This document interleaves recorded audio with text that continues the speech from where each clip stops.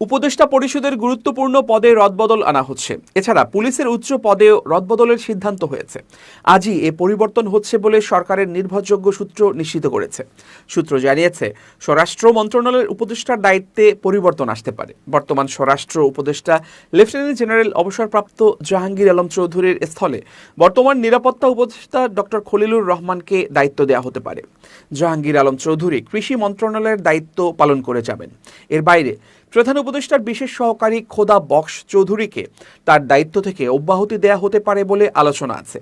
ইনকিলাব মঞ্চের মুখপাত্র শহীদ শরীফ ওসমান হাদি হত্যাকাণ্ডের জেরে সংগঠনটির দাবির মুখে স্বরাষ্ট্রে পরিবর্তন আনা হচ্ছে বলে সূত্রের দাবি। এছাড়া নির্বাচন পরিস্থিতি সামনে রেখে পুলিশের শীর্ষ পদে পরিবর্তন আনা হচ্ছে।